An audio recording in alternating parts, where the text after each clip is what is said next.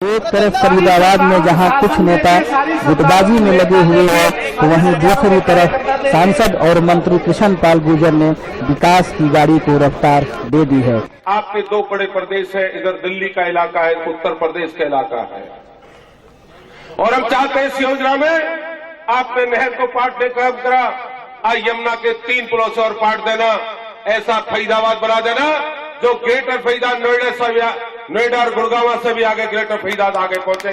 हम ऐसी कामना आपसे करते हैं। बीजेपी युवा मोर्चा के कार्यकर्ताओं ने किया कृष्ण पाल का स्वागत।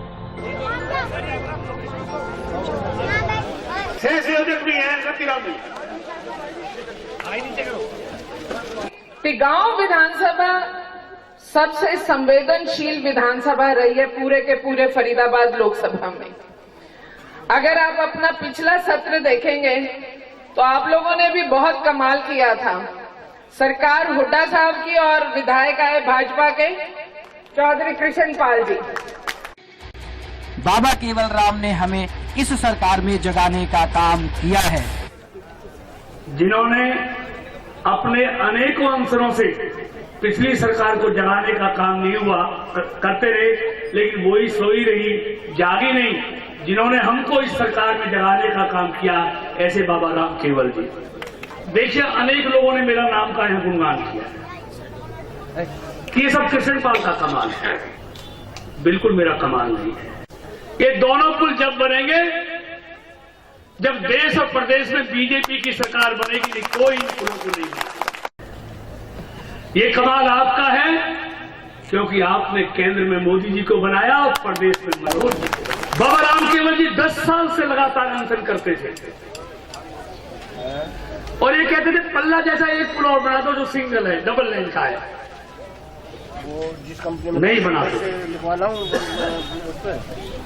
लेकिन क्योंकि उन सरकारों की न नीति ठीक थी न नीयत ठीक थी। किसने रोका उनको नहर पार विकास करने से? निगम, नगर निगम में कब्जा उनका, विधानसभा में मुख्यमंत्री उनका, सारे एमएलए उनके एक को छोड़ के, केंद्र में सरकार उनकी, क्योंकि फ्री में वोट मिलती थी, करने की जरूरत नहीं थी। और फिर काम नहीं किए। मुझे अच्छी तरह याद है 5 साल तक आकर इस क्षेत्र के लोगों का हाल चाल भी उन लोगों ने नहीं पूछा कि किस तरह तुम इस जिंदगी बसर कर रहे हैं। बाबा सूरदास की नगरी और तिगांव हमारा कर्म क्षेत्र। ये ठीक है कि तिगांव विधानसभा क्षेत्र मेरा कर्म क्षेत्र रहा है, मेरा कार्य क्षेत्र रहा है। मोदी जी मनोहर जी का कहना है कोई समर्थक नहीं होता, कोई विरोधी नहीं होता। अगर हम काम करेंगे सबका तो सारे हमारे होंगे, किसी और के नहीं होंगे। इसलिए हमने वहां भी कहा है कि सबके काम करो। 1.5 साल पहले बड़े बड़े मंत्री जाते थे जेल। कट्टर से कट्टर विरोधी भी हमारे ऊपर उंगली नहीं उठा सकते। आपने अब से 1.5 साल पहले आपने केंद्र में बड़े बड़े मंत्री को जेल जाते हुए देखा ना? एक जेल जा रहा था, एक जेल से बाहर आ रहा था। रोज पढ़ते थे, हर 20 दिन के बाद एक घोटाला आता था, और घोटाला भी लाखों करोड़ों का आता था। आपने 1.25 साल पहले प्रदेश के भी 4-5 मंत्रियों को जेल जाते देखा। नाम नहीं कहना चाहता, नाम भी मेरे पास है। इन 1.5 साल में जेल जाने की बात छोड़ो, जब चार्जशीट होती थी, सुप्रीम कोर्ट कहता था, FIR होती थी, वो भी सुप्रीम कोर्ट के गए थे। कांग्रेस वाले नहीं करते थे, घोटालों के आरोप सिद्ध होने बाद भी नहीं करते थे, लेकिन सुप्रीम कोर्ट करता था, तब जाके वो जेल जाते थे। आज जेल की बात छोड़ो, हमारे कट्टर से कट्टर विरोधी भी अगर किसी भी मोदी के मंत्री पर, मनोहर के मंत्री पर आरोप लगाने की हिम्मत कर सकता है? नहीं कर सकता, क्योंकि मोदी जी ने कहा है, मनोहर जी ने कहा है कि जिएंगे तो इस देश के लिए और मरेंगे तो। हाई कोर्ट ने यह कह दिया कि मम्मी बेटे को पेश होना पड़ेगा। हाई कोर्ट ने कहा है ये मोदी, मनोहर और कृष्णपाल और मूलचंद और सीमा ने नहीं कहा, उसको लेकर लोकसभा ही नहीं चलने देना चाहते। सीएजी पर उंगली उठाई, सीवीसी पर उंगली उठाई, किसी को मानने को तैयार नहीं थे। आज फिर वही काम कर रहे हैं। कहती है मैं इंदिरा की बहू हूं, डरती नहीं हूं। डरती नहीं है तो हाईकोर्ट पेश हो जा, क्या फर्क पड़ता है। ना सास ने माना ना बहू मान रही है कोर्ट का आदेश।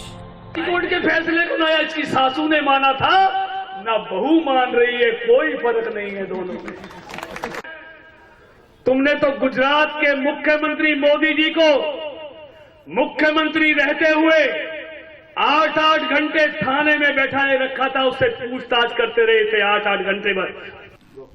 कांग्रेस के लोगों ने पूरी दुनिया में प्रधानमंत्री की गरिमा को गिराने का काम किया है। कांग्रेस के लोगों ने पूरी दुनिया में अपने प्रधानमंत्री की गरिमा को गिराने का काम किया और भारतीय जनता पार्टी के लोगों ने पूरी दुनिया में मोदी जी की गरिमा को बढ़ाने का काम किया।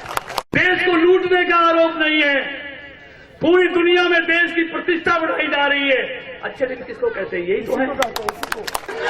बहुत जल्दी चुनाव होने वाले हैं नगर निगम के, तो मेरा आपसे निवेदन है, 2 टायर तो डाल दिए, बीजेपी जिस भी तीसरे टायर को हर क्षेत्र में भेजे उसको जिताकर भेज देना, चिंता मत करना, सारा कायापलट कर देंगे।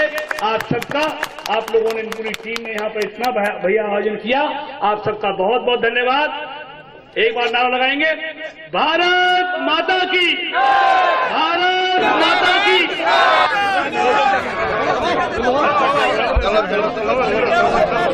आयोजन के समापन के बाद निवर्तमान पार्षद अजय वैसला ने पार्टी के सभी नेताओं और मीडिया के कर्मचारियों को दोपहर का खाना खिलाया और क्षेत्र के विकास के लिए एकजुट रहने का आह्वान भी किया।